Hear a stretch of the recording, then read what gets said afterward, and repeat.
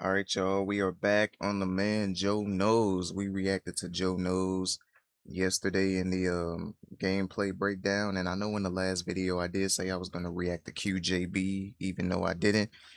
But we are here. You know what I'm saying? We are gonna be reacting to Joe Knows My Player Builder complete breakdown. We're gonna see what the My Player Builder look like. So we ain't gonna waste no time. We're gonna get right into it. So let's go.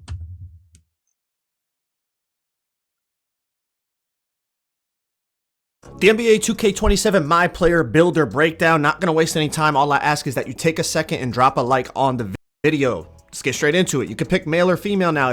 If you do pick female, you can only play in the city. If you want to play My Career or Eras, you have to pick a male player. Next, you have the choice to create your own or pick from a template build. We're going to create our own, obviously, because we're trying to break down this builder. Enter your vitals, and let's get straight to it. With pure green windows being smaller in NBA 2K27, it's going to be more important than ever to get the biggest green window jump shot for your specific build. And NBA 2K Lab has you covered. They have a bunch of free tools on their website, but what you're looking for is under the premium section. The custom jump shot database. This is an absolute cheat code every year on 2K. Build to the millisecond. Everything you make every year on 2K. 3 tab for a big discount. I can't recommend NBA 2K Lab enough. The next screen, you have your 3 tabs up top: your attributes tab, your badges tab, and your body types tab. On the badges tab, not only can you see the badge levels as you adjust your height, weight, wingspan, but you can also see how many badge tokens each badge is going to cost. More on that later. You'll know. Hold on, let me see if I notice any new badges. I already see a few new badges. Hold on real quick. Let me get the quality right for y'all. I don't know why my screen just went black, but let me get right. All right, so some of these, all right, the finishing. I know this one is a new one right here. The rest of these are the same. This the same. I think this is a new one. You can also see how many badge tokens each badge is going to cost. More on that later. You'll notice that although visually a lot of the attribute stuff looks the same, it is actually different. For example, last year on a 6'8" minimum wingspan, minimum weight player, you could get 95 perimeter. This year it's only 87. You'll notice that adjusting your wingspan and your weight has a much more drastic effect on not only perimeter, but also on your driving dunk.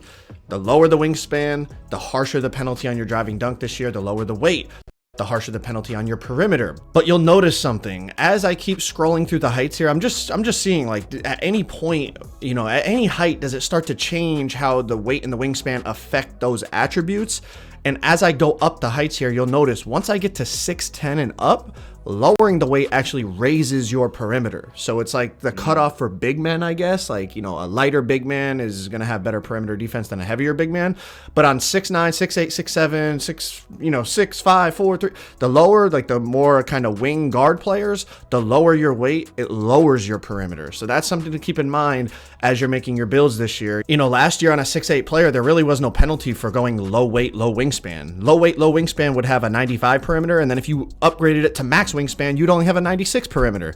This year, it's a lot more harsher penalty on those wings and guards if you're going minimum weight and minimum wingspan. So definitely something to consider when making your build. But here's the example that I was talking about. Right now, I'm getting into the power forwards, and you know, I'm looking at, you know, the 6'9" power forward, and I notice, okay, like, the attributes are still reacting the same to when I lower the weight, lower the wingspan. But once I get to 6'10" and I lower that weight, I'm like, perimeter is now going up. So just a threshold that I noticed in terms of a height cutoff, in terms of how weight affects your attributes. So when you're looking at your attributes, although visually it may look the same, make sure you're paying attention to how things react, because there are differences between the 26 builder and the 27 builder in attributes. Once you finalize your physicals and advance to the next screen, now you're going to put your attributes on. On the right side of the screen, if you click triangle or Y, you can go from relevant badges to all badges. And this might have some value this year because a lot of badges have been split, like the offensive rebound and defensive rebound badge has been split.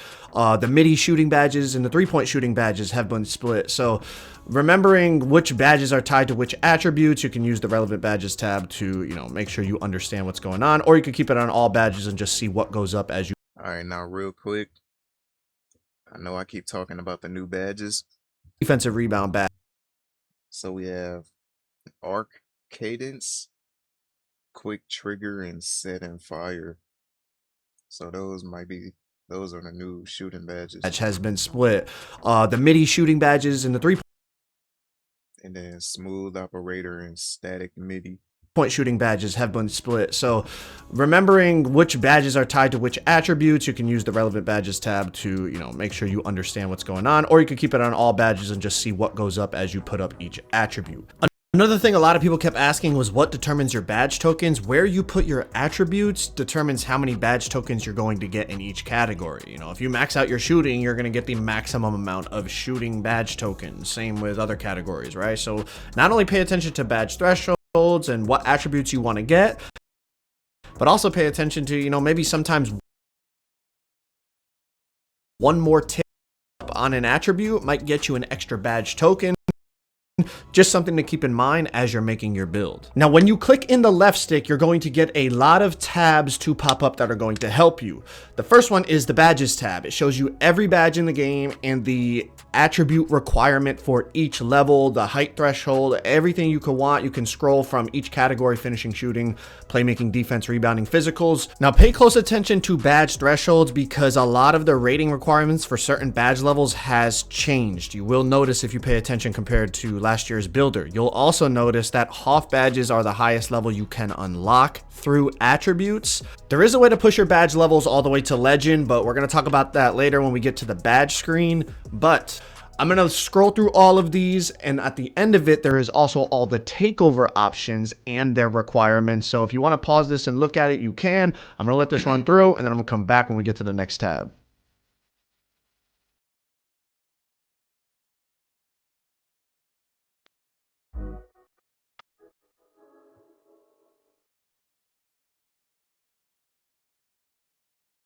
All right, so these are the takeovers.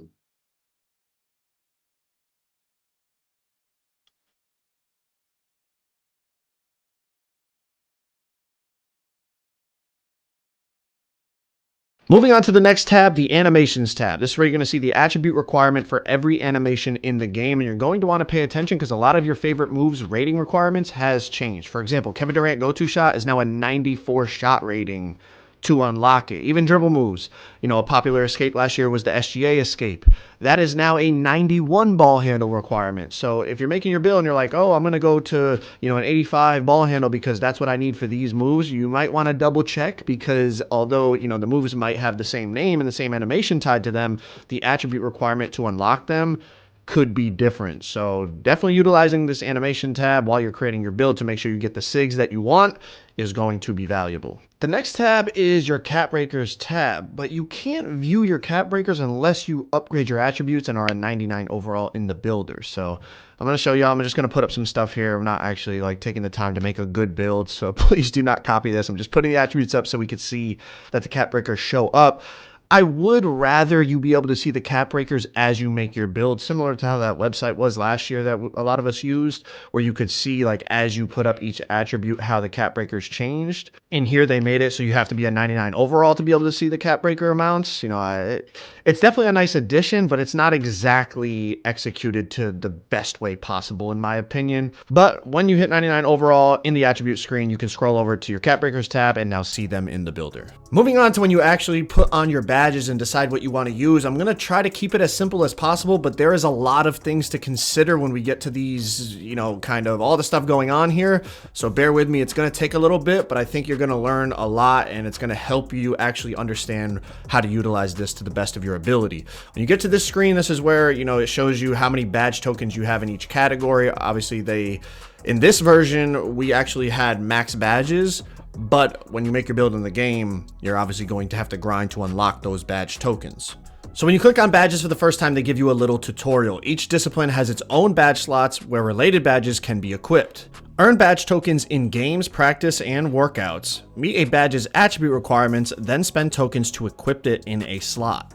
Attribute requirements and token cost are shown here. Meet both to equip the badge. So the first part is pretty self-explanatory. Badge tokens. We've had similar things in past 2Ks where each badge has a specific cost. You have a certain number of badge tokens in each discipline. You have to decide which badges you want to spend your tokens on. It's not like 2K26 where just every badge that your build meets the requirement for, you're going to have. You have to actually decide which badges you want to put on. But there's a whole bunch of other stuff going on with bonus slots, bonus tokens, the synergy with fuse and reaction badges, and how it all ties together with +1s and 2s and getting token refunds, and it's a whole lot, so bear with me. This part is relatively simple, deciding which badges you want to put on initially, and then we're going to keep going, and I'm going to try to simplify all this as best as possible so that when y'all start making your builds, you understand. All right, so just going through, seeing what badges I want to spend my tokens on. But once we click in that R3 button, we're getting more tutorials about what's going on. Bonus slots are earned through prizing and can be moved to any discipline at any time. Bonus tokens are also earned from prizing and can be moved to any discipline at any time. All right, so here's a perfect example. In my defense category right now, I only have 2 badge tokens available, but I need 3 for silver high flying denier. So I'm going to go over to my bonus badge slots. I'm going to apply one of those bonus badge tokens to the defense category, giving me 3 defense tokens available, which then I can apply and unlock the silver high flying denier. That is going to be a theme across all your categories, right? You can apply those bonus tokens to any category. So when you don't have enough tokens, you want to get a badge, you can utilize those bonus badge tokens. Now here's an example of bonus slots. There are 5 total rebounding badges, but I only have 4 badge slots available in the rebounding category. So I'm going to apply some bonus tokens so that I have enough tokens to put on all the rebounding badges. But of course, like I said, there's 5 rebounding badges. I only have 4 slots. So this is where I can utilize that bonus slot. So as you can see, I'm selecting the rebounding badges that I want. I'm filling those 4 slots that I have available, but there's another rebounding badge that I want to put on. So I'm going to utilize one of my bonus slots. Clicking that R3 button again, going over to the slot section, I'm going to go down to rebounding and I'm going to add a 5th slot available in the rebounding category. Once I apply that slot, I can then go in, spend the rest of my tokens on that 5th rebounding badge, and then I'm able to unlock all 5 rebounding badges on this hypothetical center build that you're looking at right here. So optimizing your build to the fullest, you're going to have to utilize those bonus slots and bonus tokens. Now we're going to go down and break down this whole synergy thing. Fuse badge slots grant a +1 or 2 level boost for the full game at no token cost. Any badge meeting its requirement can be slotted here. Now we slide down to reaction badges. Reaction badges link to fuse badges. Trigger the fuse badge enough times in a game to boost the linked reaction badge 1 or 2 levels for the rest of the game. The reaction badge list is limited to those associated with the fuse badge. We're going to break all this down in more detail, but we're running through this tutorial right now, so bear with me. I know it can be a lot. And then over here on the right side of the screen, eligible synergy badge boosts and potential token refunds appear here. All right, so let's break all this down and then we're going to talk about a bunch of different possibilities on how to utilize this type of stuff. All right, so down in the synergy, your fuse badge is going to be a +1 or +2, depending on which fuse badge you use at all times, right? And this is how you can push your badges to legend. The only way to push your badges to legend is in the synergy slot. You can't get legend badges from your attributes this year. Okay, so for example, I'm going to put my Hall of Fame rebounding badge down in the fuse slot in the synergy section to get a +1 and push it to legend. At the same time, you're going to see I just got a bunch of rebounding tokens back.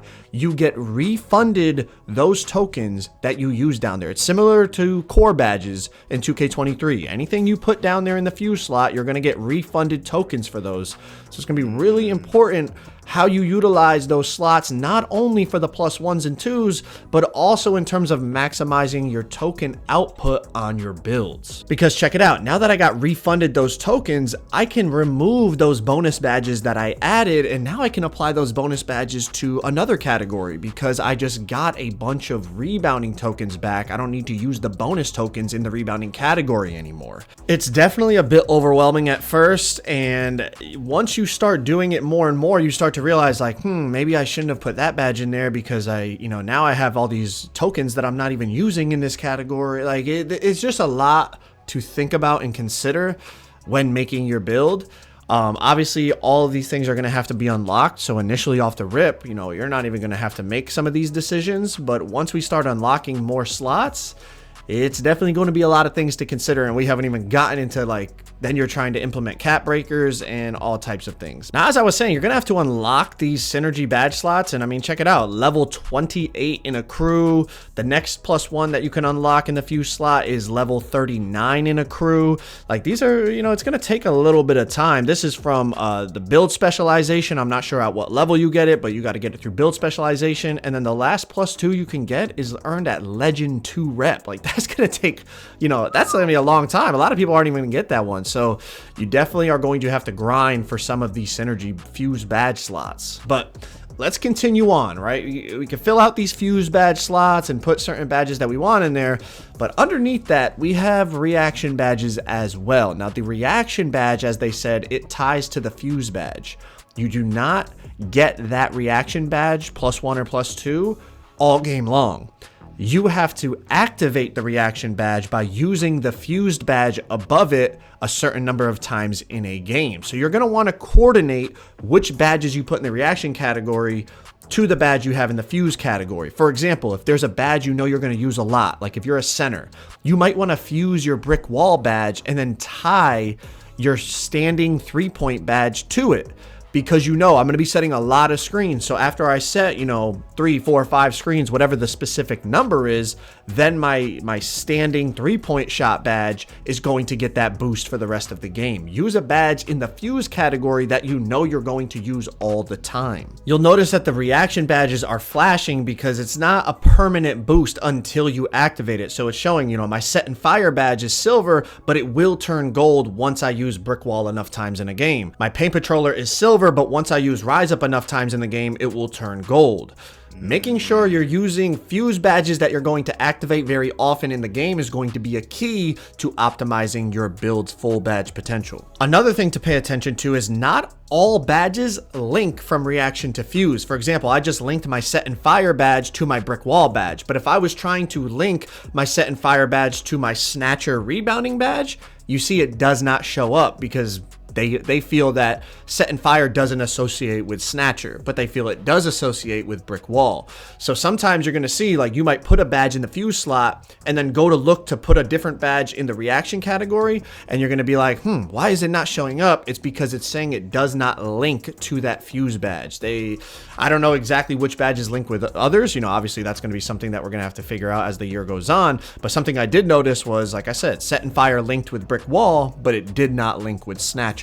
Something to pay attention to, and another decision to make when deciding which badges to put in your fuse and reaction slots. The last thing I want to talk about is cap breakers. A question a lot of people were asking was, when you apply your cap breakers, once we unlock them and we apply them, are we going to get more badge tokens depending on where we put our cap breakers? I asked that question and I was told you do not receive any extra badge tokens dependent upon where you put your cap breakers. So make sure, you know, if you're planning on making one of those builds where you start with a 53-pointer and then you're going to cap break it all the way up to 90, or, you know what I mean? We found some glitchy cap breakers last year. I'm sure we're going to find some this year. Make sure you have enough badge tokens in that category to actually use those badges that you're going to be getting from the cap breakers. Obviously, you can unlock those bonus tokens that we talked about, so you could even use those bonus tokens in that category. That way, you know, you're really utilizing your cap breakers and your tokens to their fullest ability. But it's just, I know a lot of people were asking me that and nobody really had the answer, so I wanted to make sure I told y'all. When I asked them, they told me no more badge tokens will be allocated based on where you apply cap breakers. Whatever badge tokens you get from applying your attributes, those are the badge tokens you're going to have on your build. And then of course, there's a ton of things to unlock with the slots and the bonus tokens and the synergy slots and all that we broke down in this video. But that is the official builder breakdown for NBA 2K27. If y'all want to check out the official gameplay breakdown, click that video on the screen right there. Learn all about new features and what changed going into NBA 2K27. Appreciate y'all watching. Peace. All right. Excuse me. All right, y'all. Shout out to Joe Knows, man. Y'all let me know in the comments how y'all felt about the My Player Builder. And y'all let me know what y'all think about it 1 through 10. And yeah, hope y'all enjoyed the video. And with all that being said, I'll see y'all in the next one.